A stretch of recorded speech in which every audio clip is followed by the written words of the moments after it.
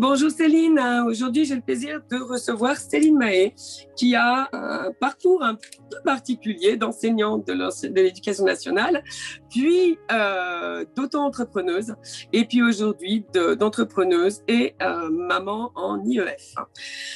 Pour ceux qui ne me connaissent pas, je m'appelle Patricia Pareglinti, je suis cofondatrice de Successful Parentpreneur.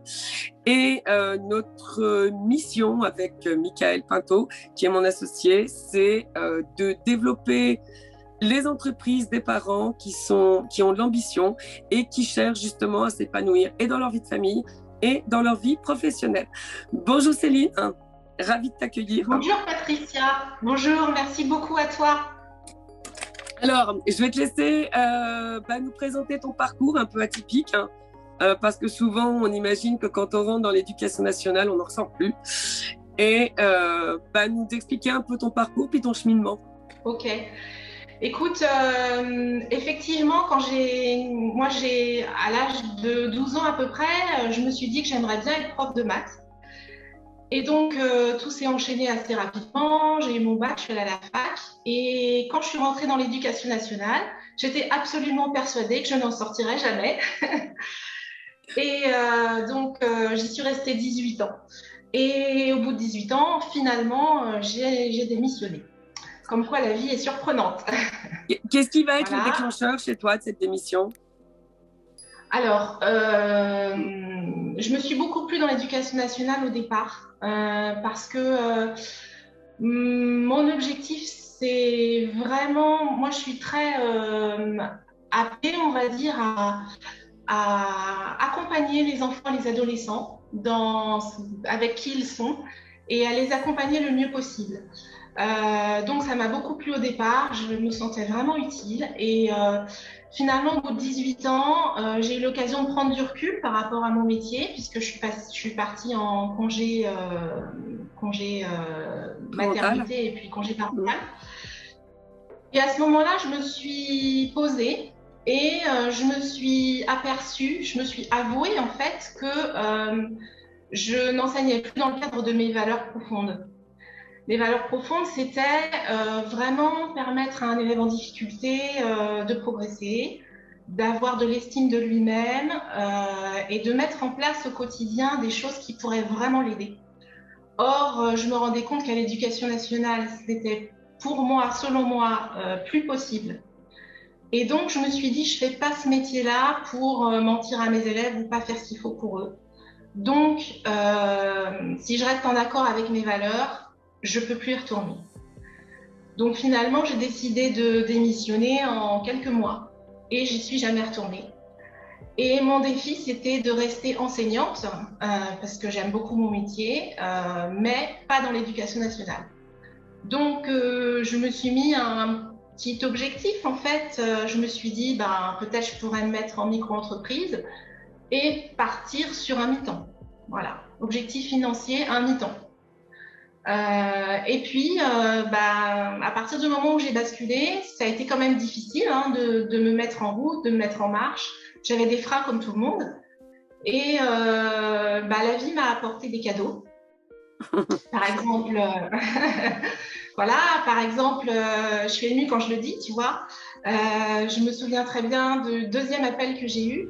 C'était une famille qui avait une enfant handicapée, avec un handicap mental. Cette personne-là avait 45 ans et elle ne savait pas lire. Et donc, ils m'ont dit, voilà, on est tombé sur votre site, est-ce que vous pensez que vous pourriez apprendre à lire à notre fille ? Et j'ai dit, écoutez, ok, on essaie. Et en fait, je l'ai suivi 2 ans. Et très émouvant pour moi de repenser à ça, tu vois. Ça se voit. Ouais. Et c'était une expérience énorme puisque du coup, ça m'a permis de me montrer que finalement, il y avait tout un domaine où j'étais pas formée et où on est dans un monde où il faut beaucoup de formation, beaucoup de diplômes, etc. Et où là, j'avais beaucoup appris avec elle. Elle s'appelle Laure.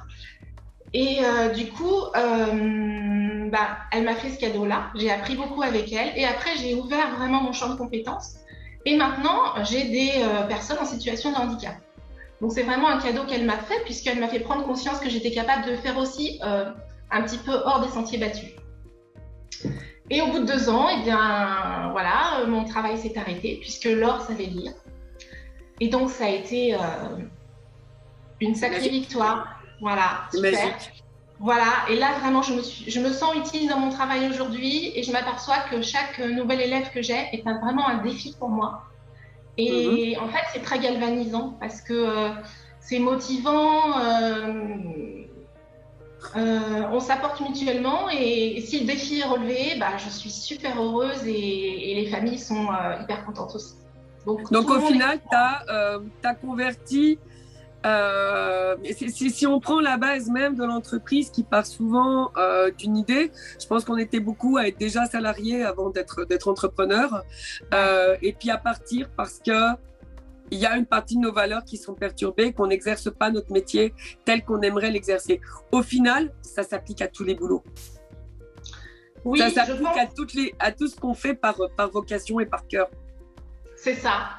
Alors, il y a aussi tous les métiers des soignants, oui. Voilà, des forces de l'ordre aussi. C'est des gens c'est des métiers qu'on ne fait pas par hasard, je pense, la plupart du temps, disons. On le fait parce que ça nous fait vibrer, parce qu'il y a une valeur qui est très importante pour nous. C'est clair. Voilà. Et effectivement, dans le monde actuel, quand on fait un métier de cœur, on cherche le sens. Et quand on ne l'a plus, eh bien, peut-être, moi je sais que si j'étais restée à l'Éducation nationale, j'étais certaine soit de finir en dépression, soit d'être malade, profondément malade. Parce que pour revenir à ce que tu me confiais avant en préparation de l'entretien, ce qui te fait partir, c'est qu'au final, on ne valorise plus l'enfant. Ah oui, clairement. Tu m'as donné une très belle expression qui était qu'il faut mettre l'enfant en situation de réussite. Donc que les résultats soient bons ou mauvais, au final, il faut lui dire que c'est bien. Alors oui, là, mettre l'enfant en situation de réussite, c'était vraiment l'expression favorite au sein de l'Éducation nationale. Alors sur le principe, je suis d'accord. Oui. Sauf que parfois, il y a des drapeaux qui s'affichent, qui montrent de belles choses et qu'en souterrain, finalement, rien n'est fait pour atteindre cet objectif. D'accord. Donc pour moi, tu vois, donc en fait, il y a un double langage. Et moi, dans les faits réels, dans la vraie vie, avec des groupes classes de 30 ou 35, les élèves qui étaient en difficulté, moi, je n'avais pas les moyens de passer du temps avec eux pour vraiment les mettre en situation de réussite. Voilà. Oui. Donc c'est ce qui va venir chambouler finalement ton système de valeurs et t'amener à cette prise de décision. C'est ça, exactement. C'était l'essentiel. Bon, il faut dire aussi que l'Éducation nationale, j'en avais un peu soupé aussi, c'est-à-dire que être au service, pour moi, alors en fait, il y a plein de valeurs qui sont montrées à l'Éducation nationale et que finalement j'applique dans mon métier aujourd'hui, je pense. Par exemple, être au service, c'est un terme aussi pour les agents de l'Éducation nationale, c'est être au service. Après, moi, je considère que être au service, au sens noble du terme, c'est pas forcément obéir à ce qu'on nous dit de faire. C'est utiliser son cœur pour être au service. Et après, dans l'Éducation nationale, j'ai eu des collègues formidables, j'ai eu des directeurs formidables aussi. Mais je trouve que j'étais toujours rattrapée par l'institution, par les choses à faire, par les dossiers, par toutes les réformes, par plein de choses qui en fait polluaient mon temps et qui n'allaient pas dans le sens premier pour moi, qui était avant tout d'aider mes élèves. Oui. Donc là-dessus, donc tu vas démarrer ton entreprise en 2016. Ouais, c'est ça. J'ai bien suivi. Exact. En 2020 arrive le Covid. Il se passe quoi à ce moment-là pour toi? Puisque si j'ai bien compris, les élèves que tu aides dans le cadre de ton entreprise, tu le fais en présentiel. Oui, alors moi je fais vraiment du service à la personne. En fait, j'avais un agrément service à la personne que j'ai arrêté là début janvier. Mais pendant 4 ans et demi, oui, j'allais au domicile de mes élèves parce que Il y a plein de raisons, c'est-à-dire que déjà au domicile de mes élèves, ils sont en sécurité. L'enseignement, il se fait dans la pièce qu'ils souhaitent, c'est-à-dire dans leur chambre ou dans le salon, là où ils sont le mieux. C'est un enseignement du coup qui est hyper adapté aux besoins de chaque personne. Chaque personne est unique, avec ses traumatismes, avec ses dysfonctionnements émotionnels, on va dire, ses traumatismes émotionnels. Alors, dans le cadre de mon métier, je me suis rendu compte, par exemple, que j'ai beaucoup d'élèves qui ont des blocages émotionnels. Et que finalement, l'apprentissage, il est bloqué parce qu'il y a des blocages émotionnels, un peu comme des strates, si tu veux. D'accord. Et que je me suis rendu compte qu'avec un enseignement particulier, il y a une partie des blocages émotionnels qu'on peut un peu dénouer, ou qu'on peut observer, qu'on peut identifier. Et par exemple, j'ai des élèves qui se confient beaucoup à moi. Des choses qui les ont perturbés, ou alors je fais le lien, par exemple, entre... je te dis ça un petit peu pêle-mêle, suivant ce qui me vient. Je fais le lien entre les difficultés de se mettre au travail pour un enfant, de se mettre à ses devoirs, et par exemple le travail pendant l'accouchement de la maman. Ah, intéressant. Voilà. Donc après, j'ai été formée aussi, j'ai eu des formations en parallèle de mon travail. Et donc, il y a plein de choses qui prennent sens. Et maintenant, je m'aperçois que, par exemple, j'ai un élève là récemment qui m'a parlé, il avait du mal avec le singulier et le pluriel. D'accord? L'accord des adjectifs, des noms et tout ça. Et j'en ai un comme ça. Ah, voilà. Alors, pour l'élève que j'avais, je me suis interrogée sur sa façon de s'identifier en fait dans sa fratrie. Et il se trouve que ce petit garçon-là, il se sentait pas unique par rapport à ses parents. En tout cas, il confondait. Est-ce que mes parents ils me voient par rapport à ma sœur? Est-ce que moi je suis un enfant? Enfin, il y avait cette notion de confusion entre l'être unique qu'il était et le fait qu'il soit dans une fratrie. Donc, il mélangeait le singulier et le pluriel. Lui qui il était et lui qui il était avec sa sœur. D'accord. Et donc, en fait, on a parlé de sa sœur. On a parlé du fait que, finalement, en tant que garçon, il était unique pour ses parents, puisqu'il était quand même garçon unique. Oui. Voilà. Et finalement, je me suis aperçue quand même que le fait de bien clarifier ça, eh ben, ça l'a aidé à davantage pouvoir accéder à l'apprentissage du singulier et du pluriel. Ah, mais c'est super intéressant. Parce que oui.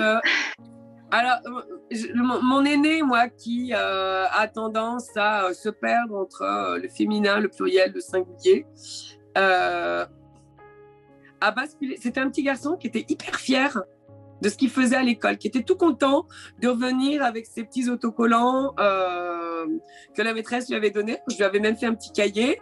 Quand on avait toutes les planches qui étaient pleines, je passais ça sous, comment ça s'appelle, la plastifieuse.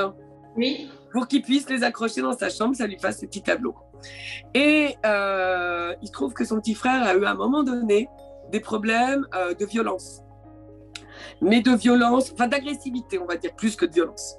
Qui donnait, cette agressivité donnait des accès, des poussées de colère, où les objets qui étaient autour de lui allaient valser.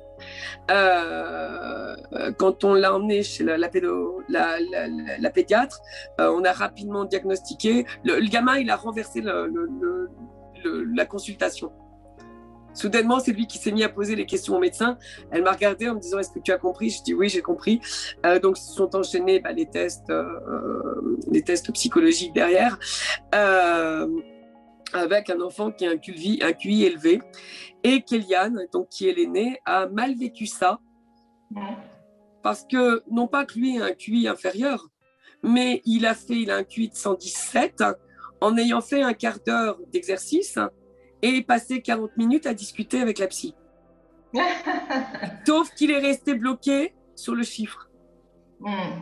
On a eu beau lui dire, si tu avais fait tes 40 minutes, QI aurait été équivalent, voire supérieur à celui de ton frère. Non. Et il a gardé ce mécanisme d'autosabotage. Si j'ai 20 minutes de travail, je vais m'y mettre 5 minutes avant. Et c'est quelque chose que j'essaie détricoté chez lui, mais avec beaucoup de difficultés. Ouais. Alors, on a tous, comme ça, on disait tout à l'heure ensemble, on a tous notre carte du monde, nos C'est blocages ça. émotionnels, les expériences qu'on fait de notre vie. Et à certains moments, il y a des choses qui nous figent un petit peu. Et je me suis rendu compte que tout ça, en fait, c'était important. La vie d'un enfant, en fait, ou d'un Bien ado, sûr. était très importante dans sa faculté à accéder aux apprentissages. Oui. Mais Donc, je le vois parce qu'au final, il bloque depuis ce temps-là. voilà, ouais, c'est ça. C'est alors qu'il n'est pas, il est capable. Hier, il m'a expliqué quelque chose sur Barberousse. J'ai été obligée moi d'aller chercher sur Wikipédia parce que je ne savais pas. Et il a mémorisé le truc et il l'a compris, il l'a bien appréhendé, il sait le restituer. Voilà. Mais si je reste dans des apprentissages formels avec lui, ça passe pas. Mais si on va sur de l'informel, là, il nous a fait tout un exposé de français sur le tabac. Pourquoi il s'est intéressé au tabac, je ne sais pas, personne ne fume chez nous. Mais voilà, il a eu ce besoin d'aller chercher, d'aller. Et là, c'est cool. Parce que du coup, il pense qu'il n'y a pas cet outil de mesure par rapport à son frère. Il n'y a pas cette notion d'erreur. Oui. C'est aussi assez typique des enfants qu'on appelle précoces, au potentiel.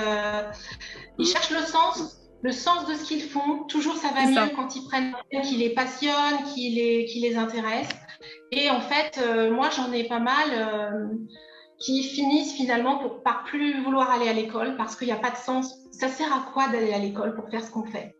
C'est ça, c'est ça. Et je pense que cette perte de sens, elle s'est encore accentuée avec ce qui vient de se produire. Bien sûr, évidemment. Donc, du coup, pour en revenir à ton entreprise, en 2021, l'un de tes 3 enfants, je ne sais pas, c'est des garçons, des filles? J'ai 3 garçons. 3 garçons, ce qui m'avait semblé comprendre. Oui. Donc, ton petit dernier, finalement, va intégrer l'école à la maison. C'est ça. Puisque tes 2 grands vont, eux, faire le choix de rester à l'école. Oui, on s'est posé la question dès le port du masque obligatoire à la rentrée 2020. Nos 2 grands ont 15 et 12 ans. Ils sont en seconde et 5e et on a beaucoup parlé. Honnêtement, moi, depuis la rentrée 2020, j'ai ce sentiment que mes enfants ne sont pas forcément en sécurité à l'école. Voilà. J'avais le même sentiment que toi. Voilà. Et donc ça a été difficile pour moi à identifier parce qu'il y avait un espèce de mal-être, mais je ne voulais pas trop le voir peut-être. Et donc, on en a beaucoup parlé avec nos 2 grands. Et à 12 et 15 ans, on s'est dit, c'est important quand même qu'on les laisse choisir. Bon, après, si moi, je me sens pas bien et mon mari non plus et que vraiment, c'est plus possible pour nous, on prendra une décision, la décision qui s'impose parce qu'on est quand même les parents. Et donc, je pense qu'en tant que parents, aujourd'hui, malgré tout ce qu'on peut entendre, c'est notre rôle et notre devoir de guider nos enfants, de les accompagner et de les protéger. Et aujourd'hui, en fait, nous, la question, ça a vraiment été, est-ce qu'on protège nos enfants, non pas d'un virus, mais par rapport à leur santé, leur bien-être. C'est quand même un d'une folie ambiante. Voilà, c'est ça. Donc en fait, c'était vraiment une mesure de protection par rapport au monde extérieur, non pas pour leur santé. Et nos 2 grands nous ont dit, écoutez, on essaye, on voit ce que ça donne. Et puis, on a fait des petits points réguliers pour voir comment ils le vivaient, comment ça allait. Notre fils aîné en seconde, lui, c'était important pour lui, entrer au lycée quand même. C'était important pour lui qu'il puisse en fait avoir accès aux cours en présentiel. Voilà, lui, c'est ce qui le motivait. Et notre fils de 12 ans, lui, il nous a dit vraiment, je n'imagine pas ne pas voir mes copains. Donc, finalement, ils ont fait toute l'année au lycée et au collège. Avec des moments un petit peu difficiles, puisque au bout d'un moment, ils en avaient marre. Donc, on les a beaucoup accompagnés. On a été très vigilants. Sachant que de toute façon, si on avait vu quoi que ce soit, l'idée, ça aurait été de les déscolariser. Mais on n'allait pas le faire contre leur gré. C'était pas constructif. Par contre, le jour où on a appris que c'était obligatoire pour les petits, notre petit dernier, il a 6 ans, il est en en CP. Enfin, il a eu 7 ans, il est en CP et là avec mon mari on s'est regardé, enfin déjà on est tombé des nues alors que bon, c'était en fait tout avait été quand même préparé pour que ce soit annoncé, Oui. mais nous on ne croyait tellement pas, ça nous paraissait tellement incroyable. On s'est dit bah non, c'est pas possible. En fait on est parti de notre ressenti et on s'est dit c'est pas possible pour nous, donc maintenant comment on va faire? On n'est pas parti, si tu veux, comme on pouvait le faire avant quand on était jeune, je dirais. On se disait plutôt quelles sont nos possibilités. Si on n'arrive pas à trouver une solution, alors on fera comme on nous dit. Aujourd'hui, en fait, on s'aperçoit qu'on ne réagit plus comme ça. On est plutôt dans nos valeurs, dans qu'est-ce qui est important pour nos enfants. C'est vrai aussi que dans notre famille, nos enfants, ils sont hyper importants pour nous. Hein, on est vraiment axé famille. Ce qui n'est pas le cas de tout le monde, objectivement. Il y a des gens qui sont axés plutôt réalisation professionnelle, tout ça. Et je pense que ça se respecte. C'est vraiment okay. Un choix personnel. Et donc, on s'est dit, c'est pas possible que notre fils de 6-7 ans, là, il ait toute la journée un masque, que ça l'empêche de respirer, que sur la cour, il va se dépenser, il est hyper dans l'action, donc il va passer son temps à courir avec un masque, c'est pas possible. Donc, on déscolarise et maintenant on réfléchit aux possibilités. Et donc, comment on fait quand on a une entreprise qui est en présentiel et qu'on a son fils à la maison? Eh bien, on fait ce qu'on peut. Après, moi, c'est vrai que dans la partie enseignement, j'avais un atout, c'est-à-dire que l'enseignement, ça ne me faisait pas peur. Voilà. Oui. Effectivement, c'est un atout énorme. Je conçois bien qu'il y ait... D'ailleurs, j'ai vu sur Facebook des témoignages de parents qui disent moi, je me sens pas bien d'emmener mon enfant à l'école, mais je me vois pas faire l'école à la maison parce que je ne sais pas faire ci, je sais pas faire ça. J'entends, c'est une réalité. Donc nous, en fait, mon mari, lui, à partir du Covid, il a été beaucoup en télétravail. D'accord. Qui lui convient pas du tout. Il aime pas ça, mais c'est obligatoire. Donc en fait, ce qui s'est passé, c'est que moi, j'ai réorganisé mon emploi du temps en fonction de mon mari. Et les jours où il était en télétravail, c'est lui qui gardait notre fils, qui s'appelle Ancelin.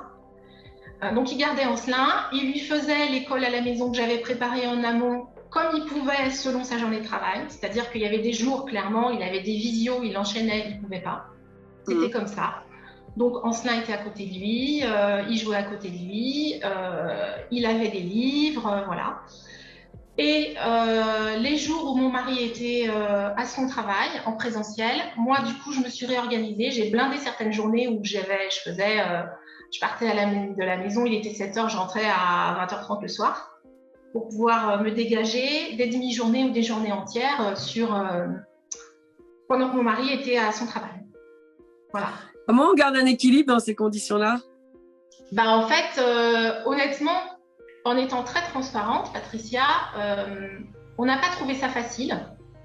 On a beaucoup relativisé.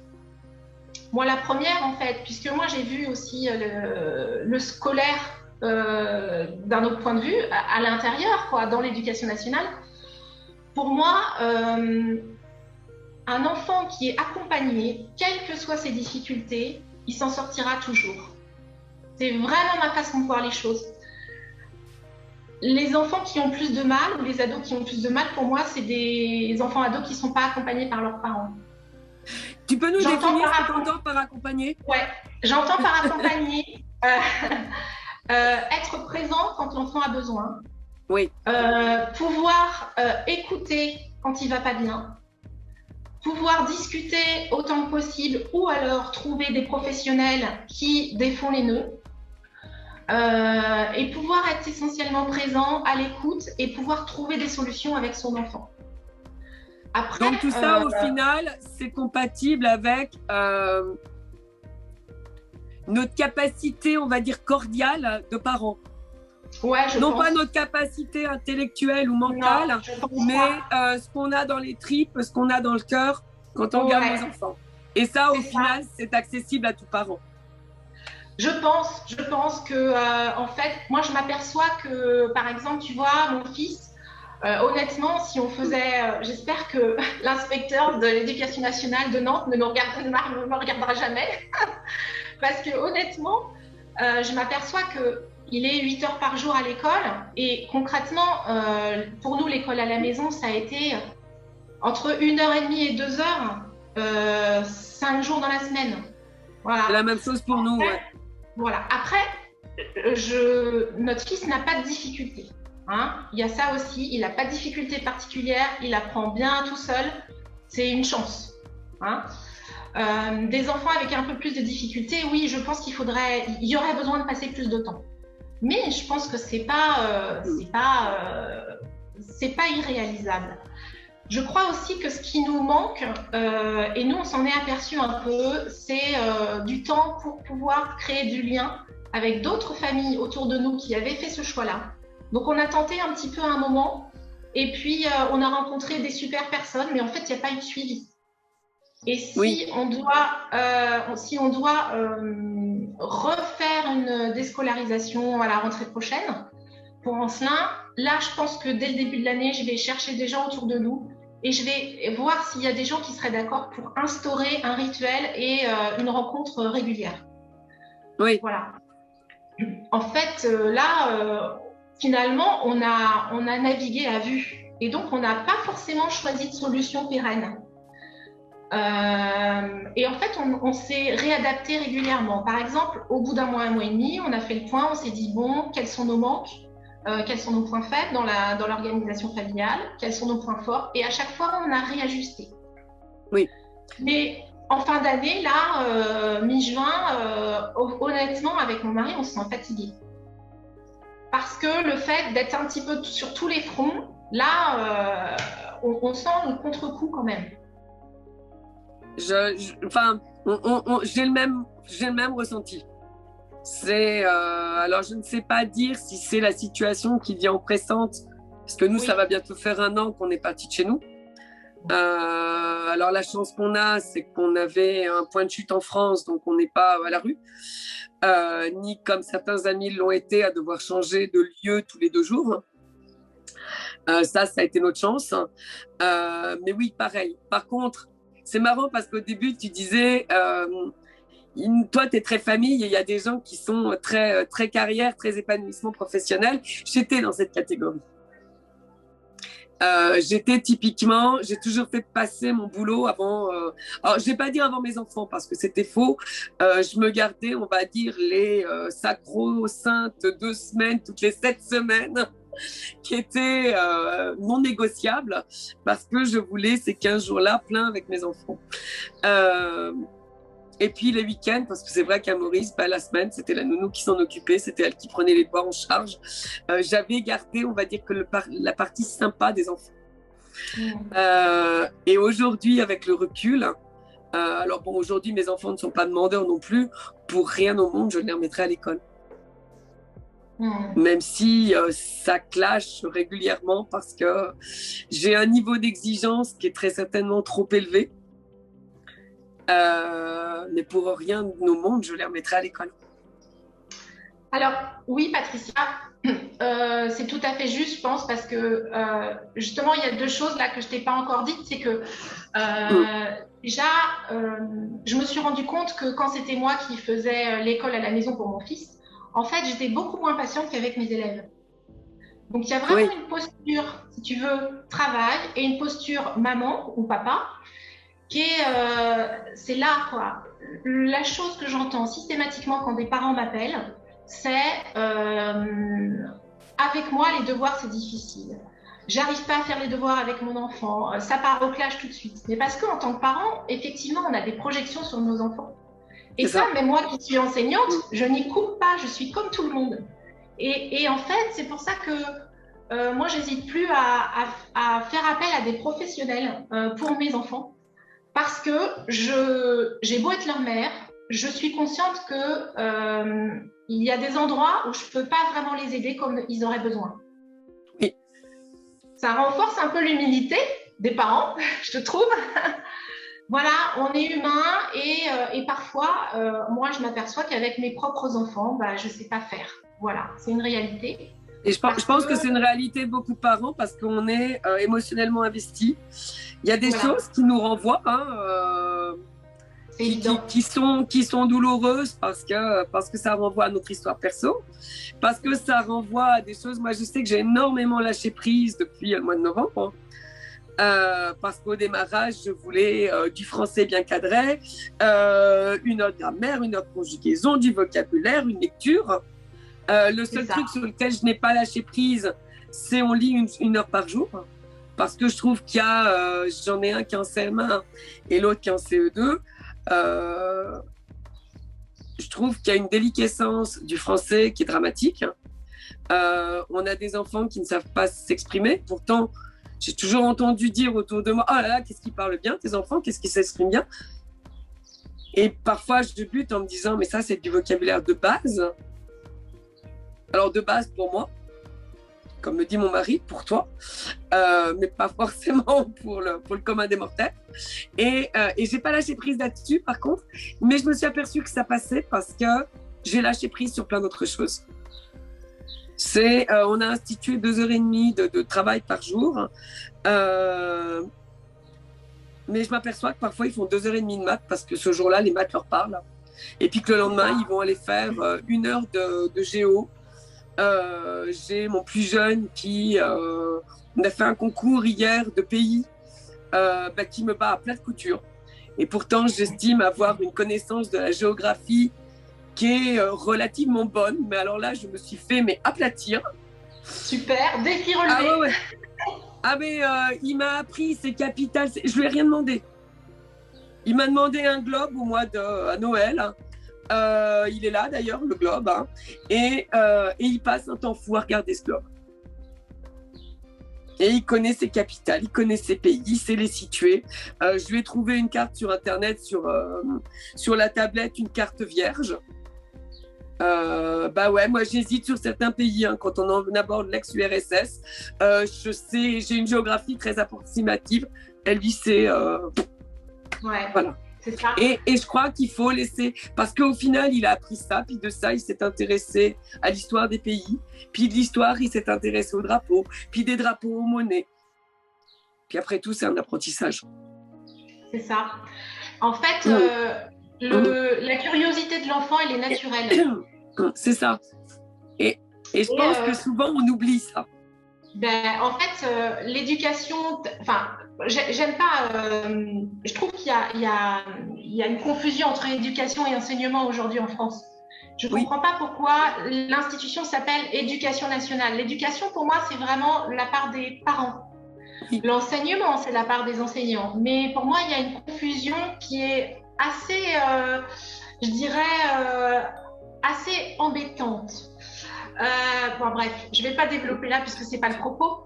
Mais je trouve que dans l'éducation nationale, les enfants, quand même, quand ils sont dans les petites classes, il y a plus d'ouverture à la curiosité naturelle.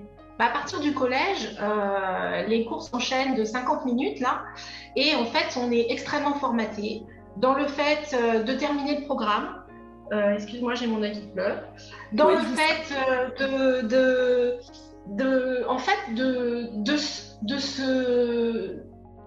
de convenir au moule qui est établi. Voilà. Et donc, il n'y a pas vraiment place à la curiosité, à aller voir ce qui se passe, aborder un autre sujet, parce que concrètement, on n'a pas le temps. Enfin, c'est ce qu'on nous dit et c'est comme ça qu'on fonctionne, en fait, la plupart du temps. Et c'est vrai que par rapport à ce que tu disais, nous, on s'est rendu compte que notre fils, à partir du moment où il a été à la maison, il y a eu comme une espèce de lâcher au niveau de son apprentissage et de sa curiosité et de sa joie. Et en fait, on l'a trouvé beaucoup plus joyeux. Beaucoup plus joyeux. Alors, c'était bizarre par rapport au contexte environnant. Nous, on n'était pas hyper joyeux. On était un peu stressés de la décision qu'on avait prise. Il a appris énormément de choses par lui-même. C'est-à-dire qu'il s'est intéressé aux planètes, il s'est intéressé à plein de choses. Il a créé des jeux. Il s'est intéressé aux animaux, il a découvert plein de choses. Alors que quand il était à l'école, quand il rentrait de sa journée, il était plutôt grognon et ronchon, fatigué. Oui, fatigué. Il fallait vraiment un temps de pause nécessaire pour lui, pour qu'il reprenne de l'énergie et qu'après, il puisse continuer sa vie à la maison le soir. Je pense que c'est fatigant de passer 8 heures sur une chaise. Ouais, c'est clair. Et aussi, en fait, de ne pas être en connexion avec sa curiosité naturelle d'enfant. Oui, ça doit être hyper frustrant. Dans les déblocages, alors au premier confinement, puisqu'à Maurice, on était confinés aussi, au mois de mars l'année dernière, je me suis dit, qu'est-ce qu'on va faire? Comment on va... Alors pourtant, on avait notre nounou qui était là. Non, elle n'était plus là, puisque confinement. Je me suis dit, comment on va faire? Il faut gérer le boulot. En plus, à l'époque, mon mari avait entrepris d'écrire un livre. Il y avait tout un contexte. Et je me suis dit, mais qu'est-ce qu'on va faire? Chez nous, il n'y a pas de télé. Les écrans, c'était complètement prohibé. Et mon mari me dit, écoute, on va lâcher prise au moins sur les tablettes. Surveiller, mais lâcher prise 1 heure par jour sur la tablette. Et à notre grande surprise, ils ont cherché les C'est pas sorcier. Ils ont cherché les Un jour une question. Ils sont allés chercher au final tout ce qui allait alimenter une curiosité. Ouais, et on s'est aperçu que le dessin animé n'était pas un réflexe naturel de l'enfant. C'est ça. Et ça a été mon grand apprentissage de me dire, mais zut, hein, quand on leur donne finalement une tablette en les guidant, parce que bon, on avait verrouillé un certain nombre de choses pour pas qu'ils puissent faire non plus n'importe quoi, ils allaient plus spontanément vers des choses qui étaient sources d'apprentissage, plutôt que vers des dessins animés qui au final ne leur apportaient pas forcément grand-chose. Oui. Je crois qu'il y a aussi la façon dont on se positionne, peut-être en tant que parent. Est-ce que d'emblée, on se dit « je fais confiance à mon enfant ». C'est ça. Je ne vais pas chercher forcément à me dire « oh là là, il va faire des trucs interdits ». Non, pas forcément. Il va d'abord vers sa curiosité naturelle, je pense, vers ce qui est bon pour lui en fait. Et là, les enfants, je pense, ont une grande faculté par rapport à nous adultes, parce que nous, on a mis tellement de formatage par-dessus tout ça, que retrouver ce qui est bon pour nous, faut aller chercher loin parce que c'est enfoui. Ça a été la grande leçon du Covid, je pense, pour beaucoup. Hein. C'est ça. Et finalement, donc, il y a eu des belles choses qui se sont révélées avec cet enseignement en famille. Après, au bout d'un an, presque un an, je me rends compte qu'on n'a peut-être pas été assez structuré. Mais en fait, nous, on se disait, si le masque n'est plus obligatoire, il retourne à l'école. Donc, on a vécu un peu au jour le jour.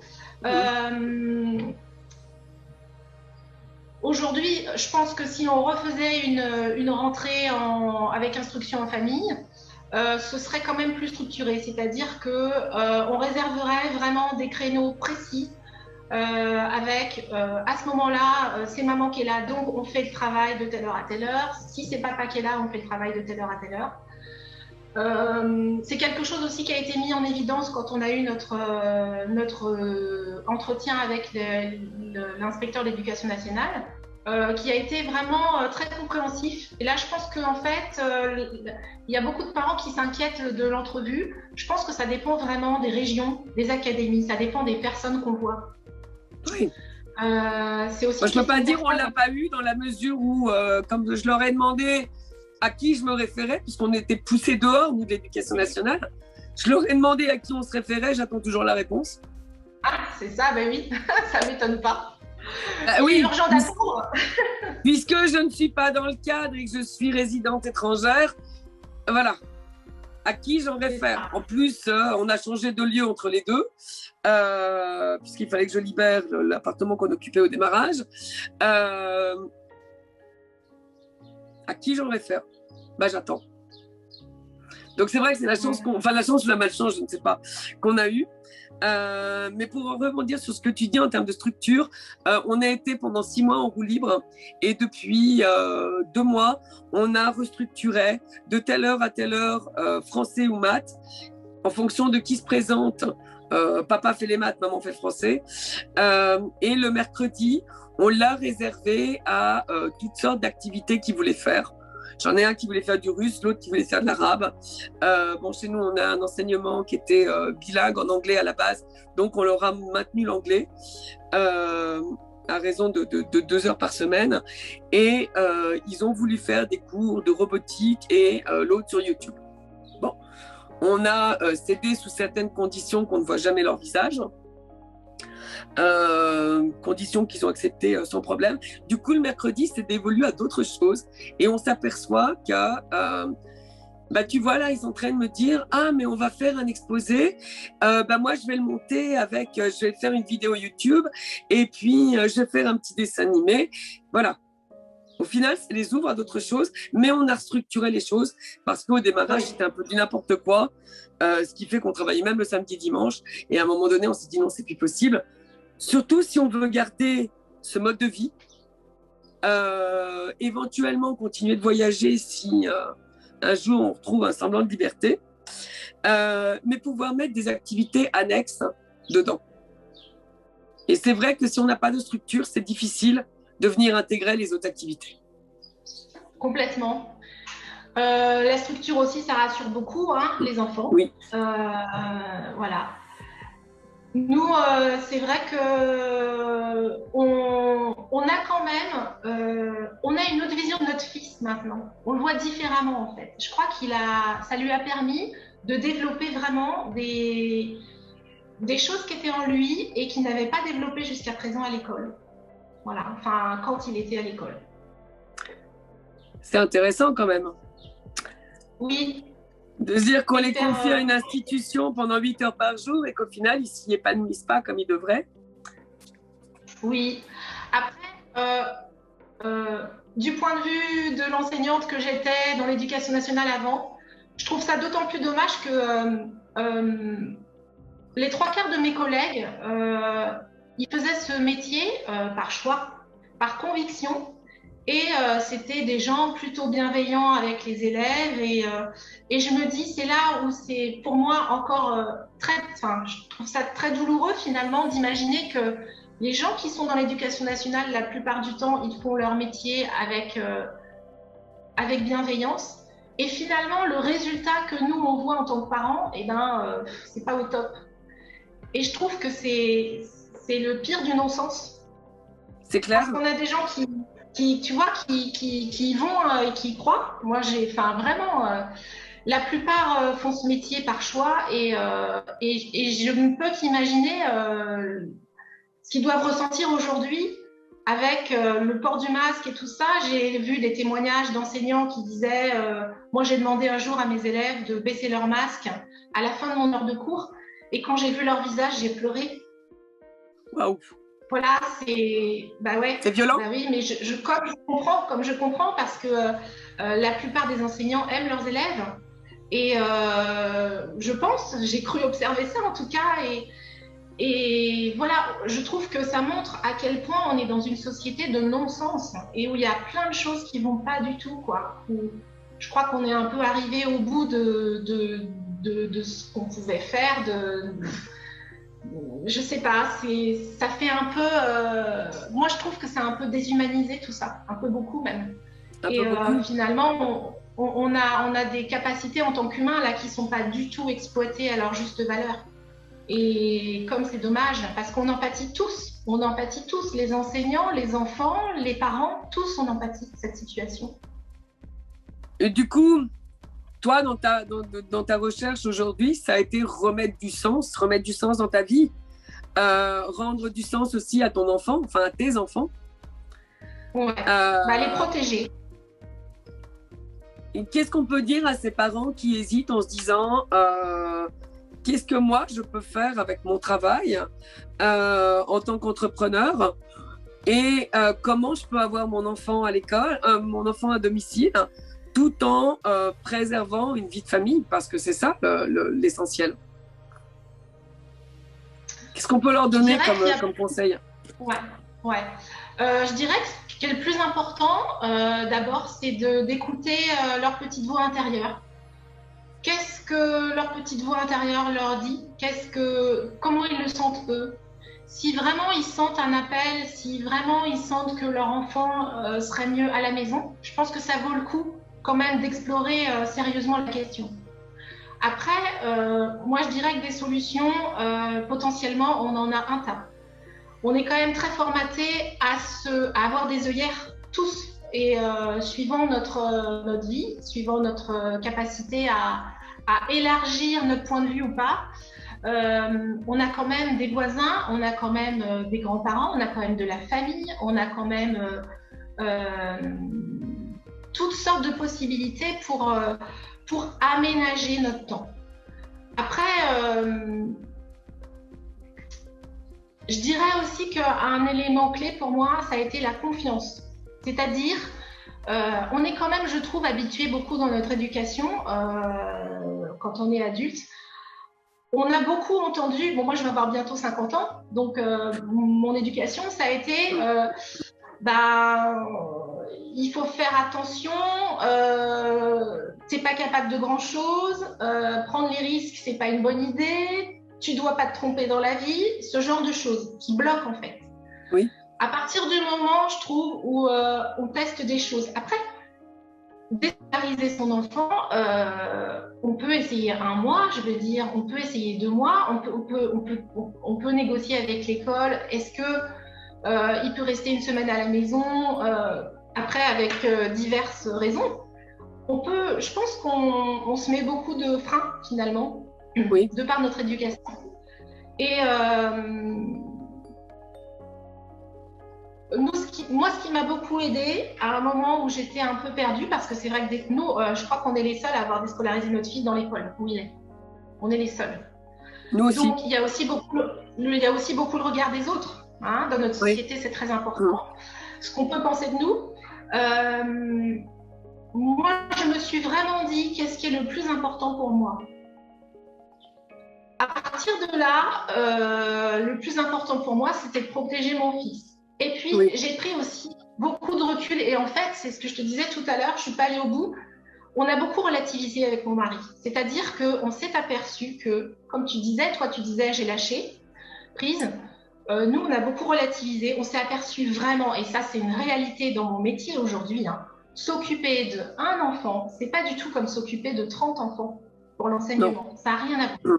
Ça veut dire que 30, on est obligé de suivre, d'aller au rythme du groupe. Et il y a plein de moments qui sont entre guillemets perdus, parasités pour autre chose que de l'apprentissage. Clairement, c'est normal.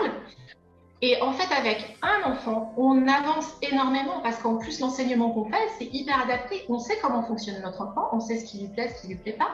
Au fur et à mesure, même si au départ, on est un peu maladroit, au fur et à mesure, on gagne du temps parce qu'on sait exactement comment lui présenter les choses, ou en tout cas, on a une petite idée. On trouve des trucs qui lui plaisent. En fait, on découvre plein de choses. C'est vrai que c'est un domaine, l'enseignement, que les parents ne connaissent pas forcément, mais vraiment, si j'ai un message à passer, c'est faites-vous confiance. Vous êtes capable de faire l'école à la maison pour votre enfant. Il y a plein de supports en plus en ligne. Il y a le support cartable, il y a plein de choses qui se font. Il y a plein de vidéos sur tous les thèmes imaginables, dans toutes les matières. Au lycée, il y a plein de vidéos qui se font. Moi, j'ai trouvé plein de trucs super quoi, pour mes élèves dans mon métier. Hein. J'ai même des élèves qui avaient des trucs que je ne connaissais pas, qui m'ont fait connaître. Il y a plein de trucs sur toutes les matières, dans tous les niveaux, sur YouTube, des vidéos qui sont très bien faites, très très bien faites. Donc, vous avez des supports extérieurs.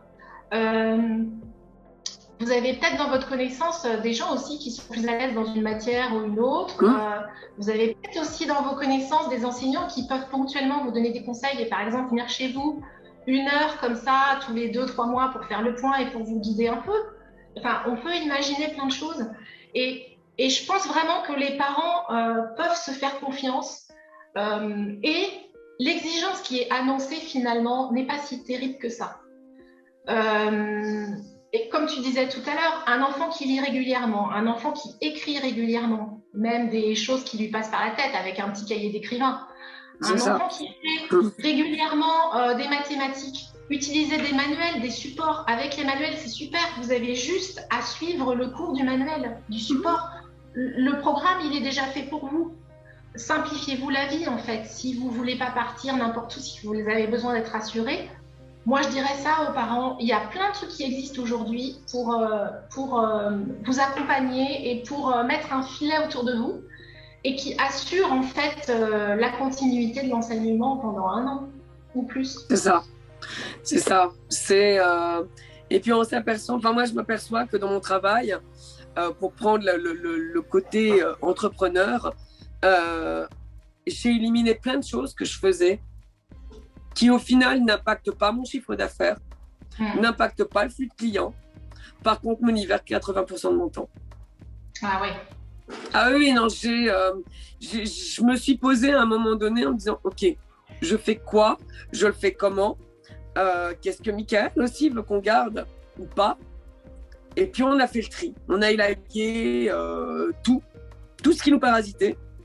Puis on s'est dit finalement, si on se concentre sur ça, on garde, on préserve le chiffre d'affaires, ou tout au moins, on va être plus subtil, on préserve notre niveau de revenu, que le chiffre d'affaires, il baisse, si c'est pour partir en pub, si c'est pour partir en travail secondaire, qu'on sous-traite, au final, on s'en fout, puisqu'on élimine ça, on préserve, et au final, on a économisé 80% de notre temps. Ouais, c'est revenir à l'essentiel, en fait. C'est ça, c'est ça. C'est se dire qu'est-ce que je veux dans ma vie, qu'est-ce que je ne veux plus, qu'est-ce que je ne veux pas. Et si je dois retenir un point positif du Covid, c'est de nous avoir forcés à nous recentrer sur nous, sur ce qui est important, sur nos valeurs, puis sur nos besoins aussi. Je suis d'accord avec toi.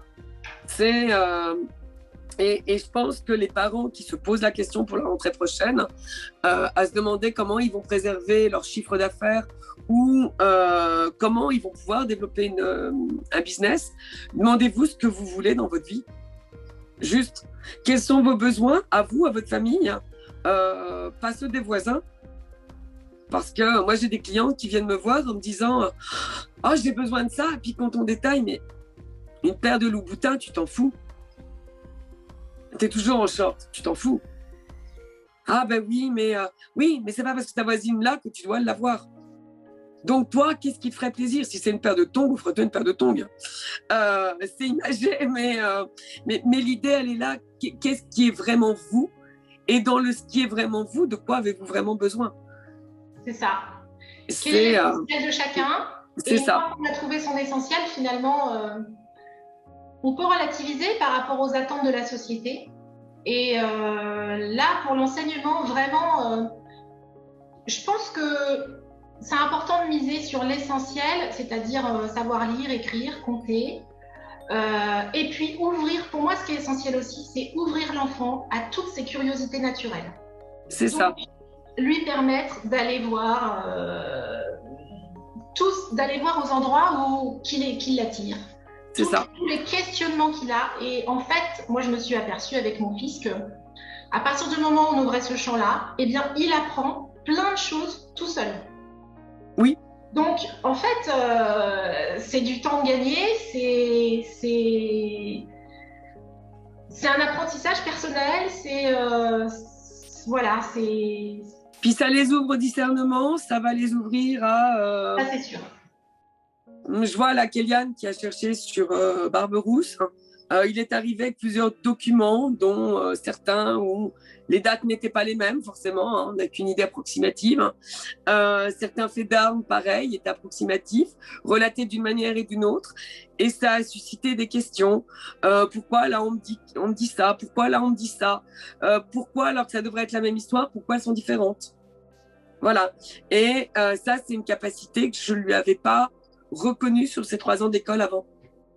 Ouais. La capacité de se dire finalement on parle d'un même personnage, mais on ne relate pas les choses de la même manière. Pourquoi? Et je pense qu'avec ce qu'on vit actuellement, c'est une capacité qui est hyper importante. Être capable de remettre en cause ce qui est écrit et de s'apercevoir qu'il y a des divergences dans le discours. Et ça, c'est quelque chose qu'on essaie de cultiver avec mon mari. Tout à fait. C'est précieux. C'est précieux. C'est la vraie indépendance, finalement. C'est par rapport à l'extérieur. C'est le vrai libre arbitre. C'est les vrais choix qu'on peut faire pour nous.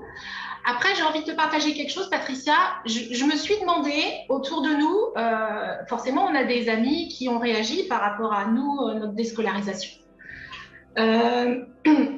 Et je me suis posé la question, je me suis dit, j'ai senti que certains d'entre eux, peut-être, avaient un peu d'appréhension par rapport à se retrouver seuls avec leur enfant. en situation finalement en situation de faiblesse, entre guillemets. Et en fait, ça m'a questionnée. Alors, il n'y a pas du tout jugement de ma part, mais je me suis dit, peut-être que ça peut être vraiment une difficulté pour certains parents de se dire, je vais me retrouver des journées entières avec mon enfant, je ne me sens pas prêt pour ça. Je vais me retrouver en plus en situation de faiblesse avec lui parce que moi, j'ai jamais fait l'école, j'ai jamais enseigné à mon enfant. Et peut-être que pour certains parents, ça serait peut-être intéressant de se questionner là-dessus. Peut-être, tu vois, peut-être ça peut être un frein et ils peuvent être tiraillés entre je sais que ce qui se passe, enfin, que mes valeurs profondes me font penser que envoyer mon enfant à l'école, c'est pas une bonne chose. Mais en contrepartie, je suis tiraillée parce que j'ai des freins que je m'explique pas trop et finalement, j'ai un peu peur de me retrouver tout seul à la maison avec mon enfant. Je crois qu'on a des représentations fausses de comment ça peut se passer. Notre cerveau nous fait imaginer des scénarios catastrophes où on va pas y arriver, où on se sent pas à la hauteur, ou tout ça. Moi, je vous invite à tester les choses. Je vous invite, par exemple, pour les parents qui peuvent pas, qui se sentent pas de déscolariser leur enfant, peut-être vous pouvez tester le week-end, par exemple, prendre un manuel ou prendre. Alors, sur Internet, franchement, il y a plein d'instituts qui mettent plein de choses en ligne. Formidable, absolument formidable. D'ailleurs, je les remercie beaucoup. Parce que c'est un trésor, tout le travail qu'ils font avec leurs élèves, c'est vraiment un trésor, ils mettent tout en ligne, ça leur demande beaucoup de temps, c'est vraiment extra. Et testez-vous, vous pouvez vous tester, prendre un sujet qui intéresse votre enfant et vous voulez voir comment vous pouvez lui enseigner. Testez des choses et je pense que dans une grande partie des cas, vous pourrez vous apercevoir en fait que c'est pas comme vous avez imaginé et même en fait vous pourriez même être content de retrouver un lien différent avec votre enfant finalement. Moi, le lien qui est ressorti par rapport à ce que tu dis là, ce serait d'aller dire aux parents, redevenez enfant, renouez avec cette curiosité. J'ai eu l'une des premières questions au mois de novembre, puisqu'à l'époque on était en montagne. Diloane a été c'est écrit -1 sur la température de la voiture. Ce matin, quand on est parti, il neigeait en haut. Là, il fait -1, il pleut. Pourquoi? Je lui ai répondu, écoute, Google va être mon ami parce que je n'ai absolument aucune réponse à t'apporter. Je n'en sais rien. Donc, j'ai retrouvé au fil des questions, au fil des mois, j'ai retrouvé cette âme d'enfant de me dire, OK, il y a une question, j'ai pas de réponse. L'enfant, il le prend pas mal, on lui dit, je sais pas. C'est clair. Au contraire, il est fier d'avoir posé la question qui va au final nous montrer notre limite d'adulte. Tout à fait. Et donc, j'ai appris plein de choses. Je suis allée chercher pourquoi à -1 parfois il pleut et pourquoi à -1 parfois il neige. C'est ça. Et on en a fait un jeu des questions pièges, ou comme hier où je me suis fait rétamer en géographie. Voilà. Et au final, ça nous pousse, nous aussi, à aller apprendre plus, à aller regarder des choses différentes. Et puis parfois à se dire, mais tiens, ça c'est un sujet qui m'intéresse, je ferais bien quelque chose d'un peu plus poussé. C'est clair que par cette situation, aussi, le fait de montrer ses faiblesses à son enfant, le fait de montrer qu'on peut se tromper, qu'on ne sait pas, eh bien, ça l'autorise lui à se dire, moi je peux me tromper et je peux ne pas savoir, puisque maman, ça a l'air d'être OK pour elle. Moi aussi, je peux être comme ça. Et c'est ça. Ouais, c'est vachement enrichissant en fait pour tout le monde. Mais c'est super. Et puis on voit, alors moi j'avais 2 enfants qui avaient déjà fait des petits spectacles à l'école, des choses comme ça, et qui n'étaient pas à l'aise.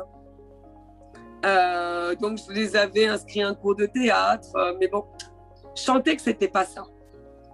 Et puis là, je me suis dit, bon, il va se passer quoi? On est enfermés, on est entre nous 4, bon, même s'ils ont plein de copains dans la rue, comment on va nourrir et travailler cette confiance? J'ai rien fait d'extraordinaire. Hein. Juste parfois, je sais pas. Ou accepter parfois, de me faire avoir en géo ou de dire en histoire, non, ça, je sais pas. Il faut que j'aille chercher parce que je suis à mes limites. Et on a vécu quelque chose il y a 3 semaines. Mes gamins adorent Ingrid Courrèges, célèbre figure de la résistance, anti-masque, anti-vax, c'est tout ce que tu veux. Elle est venue à Annecy. Évidemment, ils sont allés la voir, ils ont discuté avec elle. À ma grande surprise, ils lui ont demandé s'ils pouvaient monter sur scène avec elle. Elle les a invités à chanter. Je me suis dit, je voulais pas les en empêcher. Au fond de moi, je me suis dit, j'espère que ça va bien se passer. Parce que la dernière fois que je l'ai vue sur une scène avec plein d'enfants autour, ils se sont décomposés. Et là, j'ai 2 enfants qui ont pris le micro, qui ont chanté devant 600 personnes et qui se sont pas déstabilisés le moins du monde. Ouais. Et je me suis dit, au final, la grande leçon de tout ça, c'est quand on les laisse faire leur propre choix, aller vers ce qui les attire, la confiance, elle vient naturellement. C'est ça, mais on est tellement formaté par un système, on est tellement formaté par des croyances profondes, et c'est pas un jugement quand je dis ça, on en a tous, on en a tous. Voilà, on a tous besoin de reconnaissance aussi, c'est important d'être reconnu par nos pairs.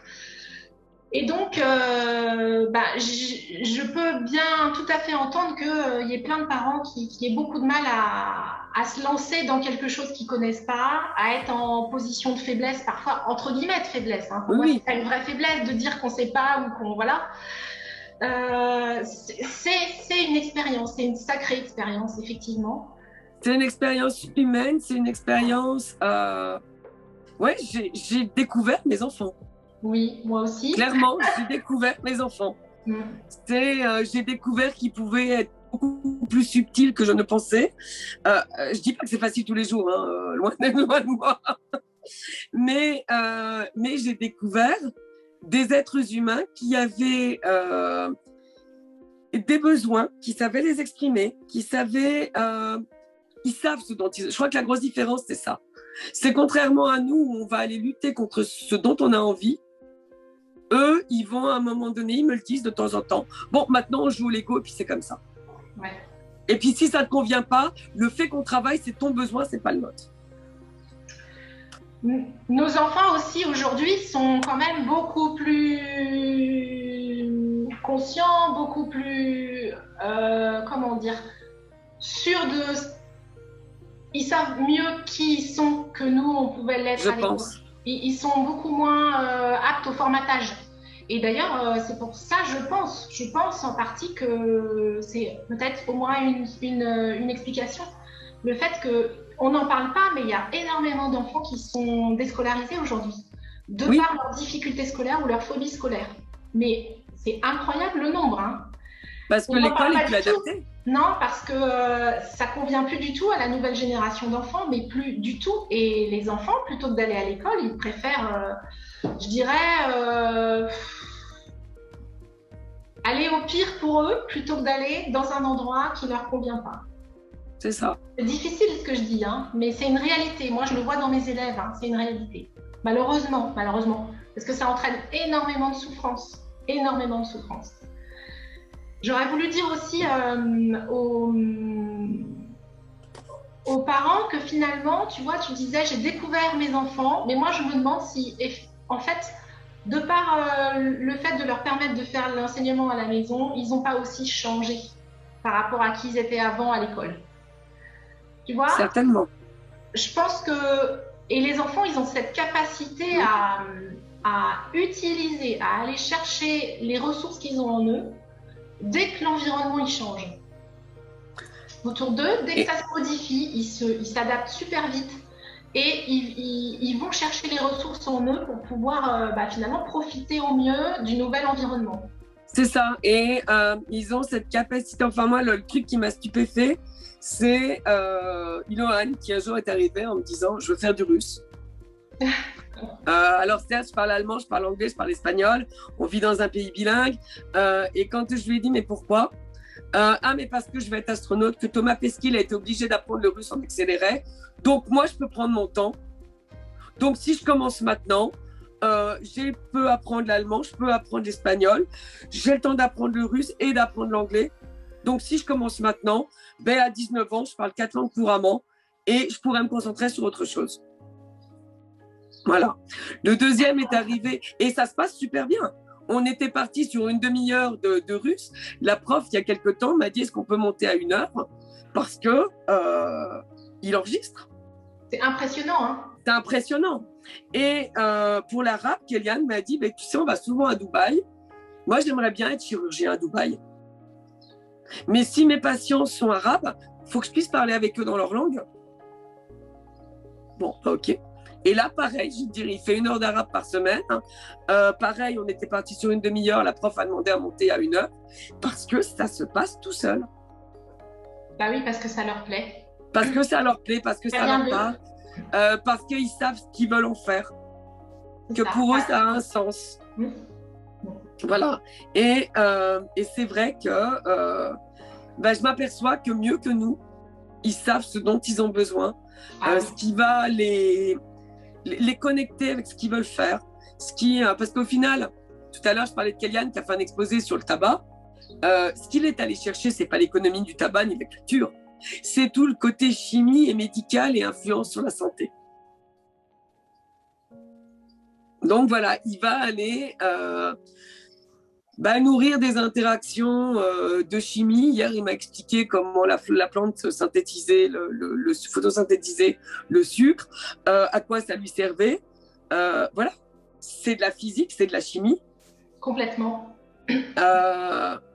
Et c'est une forme d'apprentissage qui est beaucoup plus autonome, mais au final, tu t'aperçois que contrairement à ce qu'on essaie de leur mettre dans le crâne à l'école, ça rentre et ça reste. Évidemment, évidemment. Et c'est beaucoup plus efficient, ça va très vite. Et ça va très très vite.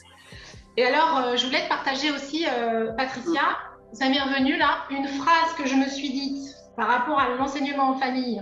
Le plus, depuis 8 mois, je me dis souvent cette phrase-là, c'est pas grave. C'est-à-dire, mon fils, par exemple, n'a pas fait de maths aujourd'hui, et c'est pas grave. Donc, je peux d'autant plus le dire qu'en fait, en tant qu'enseignante, je me suis vraiment aperçue que il y a quand même, je trouve, un décalage entre ce qui est annoncé comme objectif dans les programmes et tout ça, et la réalité de la vraie vie. C'est-à-dire que pour moi, un enfant sera beaucoup plus, entre guillemets, au niveau attendu s'il fait les choses dans l'ordre qu'il veut, selon ses aptitudes, selon ce qui lui plaît, etc. C'est-à-dire il arrivera au niveau attendu beaucoup plus rapidement et il sera d'un meilleur niveau par rapport à un enfant qu'on garde, entre guillemets, et qui restera 5 heures par jour à faire ses devoirs, etc. Et vraiment, il n'y a rien de grave dans tout ça. Et c'est aussi, je me suis rendu compte aussi que dans ma vie personnelle, j'avais un peu basculé suite à tout ce qui nous arrive. C'est que on parlait de valeurs, d'essentiel. Et honnêtement, je le dis très sincèrement aujourd'hui, si je m'aperçois, imaginons qu'Ancelin ou même mes autres enfants, nos 3 enfants, on doit les déscolariser dans les années qui viennent. Pour moi, ce sera plus important de les savoir en sécurité et qu'ils soient bien, et même au pire qu'ils soient, entre guillemets, en retard scolairement par rapport aux attendus. Oui. En fait, pour moi, perdre, entre guillemets, 2-3 ans de scolarité, c'est pas un problème. Et j'étais pas comme ça avant. Et vraiment là, je me dis, dans la scolarité, vraiment, il n'y a rien de grave. Il n'y a rien de grave. Je relativise beaucoup le discours de l'école. Il n'y a rien de grave. Je vois aussi dans les élèves que j'ai, ils ont tous des grosses difficultés, des grosses problématiques. Ils ont tous un décalage par rapport aux apprentissages, au niveau attendu, officiel. Et en fait, la plupart, pratiquement tous, ils s'en sortent, quoi. Ouais, c'est vrai, bon, ils ont un décalage de quelques années. Et alors, quoi? Et alors? À un moment donné, ils rapprochent les wagons. C'est ça le plus important. Et surtout, ils ont repris confiance en eux. Ils ont pris confiance en eux, oui, c'est ça. Parce que pour moi, le plus délétère dans l'institution qu'on a en France aujourd'hui, c'est la perte de confiance. Et tous mes élèves que j'ai, sans exception, à 100%, tous, ils ont une très très mauvaise image d'eux-mêmes. C'est incroyable. Ils me racontent parfois ce qu'ils ont vécu. Alors l'enseignant, c'est pas une histoire que d'une personne d'ailleurs, mais les notes, les paroles dévalorisantes, le regard de l'équipe enseignante, le regard des parents, tout ça, ça a des effets parfois absolument terribles sur la confiance d'un enfant. Un enfant, il fait confiance d'emblée aux adultes qu'il a autour de lui. Il ne remet pas en question leurs paroles, jamais, parce qu'il dépend d'eux. Donc, c'est impossible pour lui de remettre en question les paroles des adultes. Donc, quand on dit quelque chose de dévalorisant à un enfant, c'est pas... il se dit pas les adultes en face de moi ne sont pas justes. Il se dit c'est de ma faute. À chaque fois, c'est comme ça. Et c'est le gros apport, je pense, de l'IEF, de montrer que nous aussi, en tant qu'adultes, on a nos limites. C'est ça. Et que finalement, l'enfant peut venir apporter... Alors, on est d'accord, hein, j'ai très bien vécu jusqu'à maintenant sans savoir comment se formait la neige à -1 degré. Mais il était fier d'avoir posé la question à laquelle je ne savais pas répondre, où j'ai passé un peu de temps à chercher puis à comprendre. Pour pouvoir le lui restituer. Et au final, c'est un moment où il va nourrir sa confiance parce que j'ai été capable, entre guillemets, de mettre maman en difficulté. C'est ça. J'ai été capable d'obliger maman à apprendre quelque chose. Et ça, c'est hyper important. Parce que moi, petit bonhomme de 7 ans, je suis capable de montrer à un adulte qui peut encore apprendre des choses. Ouais, tout à fait. Et l'adulte en face de moi est capable de chercher des ressources qu'il a en lui pour trouver des réponses. Donc, ça veut dire que je suis capable aussi de faire ça à tout moment. C'est ça, c'est ça. Et le truc qui s'est amplifié, c'était... parce que je me suis aperçue qu'au-delà de la figure maternelle, j'avais la figure du chef d'entreprise. Et de la personne qui est établie, qui est sûre d'elle, qui vient, puisque j'ai une grosse partie de formation dans mon boulot, qui vient enseigner à des chefs d'entreprise comment diriger leur entreprise, comment optimiser une entreprise qui va bien mais qui pourrait aller mieux. Et que derrière cette figure maternelle, il y avait la figure du chef d'entreprise et de la personne finalement qui sait un peu tout dans la tête de l'enfant. Et d'avoir cassé cette image-là, je trouve que c'est vachement important pour eux parce qu'ils s'aperçoivent que on sait peut-être dans un domaine, mais ça ne veut pas dire qu'on sait dans tous les domaines et que c'est OK. Bien sûr. Et que si c'est OK pour moi, c'est OK pour eux. Moi, je te rejoins en disant que plus globalement, c'est ce qui fait notre humanité. Qu'on est des humains, qu'on est des êtres d'émotions, de pensée avant tout, et que on apprend par essai-erreur. C'est ça. Et que c'est ça notre vie, c'est une succession d'expériences, qu'il n'y a rien de bien, rien de mal, et que et c'est ça qui fait notre humanité. Et ça m'amène quand même à penser que tout ce qui nous est proposé, le transhumanisme et tout ça, pour moi, c'est vraiment un leurre, puisqu'on est des humains. Voilà. C'est ça. Et moi, je dirais vive l'humanité. Et on va conclure là-dessus, je pense, parce que c'était un beau moment d'humanité et je pense que tous les parents qui sont entrepreneurs ou pas et qui se posent la question de l'IEF, faut qu'en premier, ils se posent la question de leur humanité à eux. Ce qu'ils ont envie de laisser à leur enfant. Est-ce qu'on a envie de leur laisser un apprentissage douloureux en maths, en français, en géo, en histoire, peu importe la matière, ou est-ce qu'on a envie de développer ce côté humain chez nos enfants? Parce que finalement, c'est ce côté humain qui va faire de nous de meilleurs entrepreneurs et puis pas de meilleurs humains aussi, parce qu'il y a des choses qu'on fait avec sens, il y a des choses qu'on fait avec facilité, et c'est vers ça qu'il faut qu'on tende. Faut pas qu'on veuille être parfait. Et je m'aperçois que nos enfants savent nous dire qu'on n'est pas parfait, et c'est OK, c'est très bien, parce que du coup, ça leur permet de s'autoriser le soit pas parfait, les fameux drivers qu'on peut avoir dans la vie, ça permet de les casser et c'est génial. Ouais. C'est génial pour eux. Et puis aussi, si on fait un petit peu ce basculement, je dirais, si on ose, si on se met en difficulté en fait, parce que honnêtement, on ne sait pas où on va. Non, puis c'est dur. Voilà, et puis c'est pas facile tous les jours. Mm. C'est quelque part qu'on a la foi, malgré tout. On a la Mm. foi en notre humanité, on a la foi en nos valeurs, on a foi en notre enfant. Forcément, il va se débrouiller, et puis nous, on sera là pour l'aider. Si un jour il y a besoin de rectifier des choses, de pallier à certaines choses qui n'ont pas été faites, eh bien, on le fera, et c'est pas grave. Ouais. Voilà. Merci Céline pour cette super interview. Merci vraiment. Merci beaucoup Patricia de m'avoir sollicité.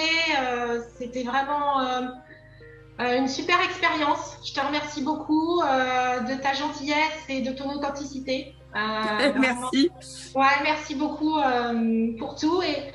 Et écoute, je fais le vœu que cette vidéo puisse aider des parents, des enfants, des ados pour leur choix de leur vie future.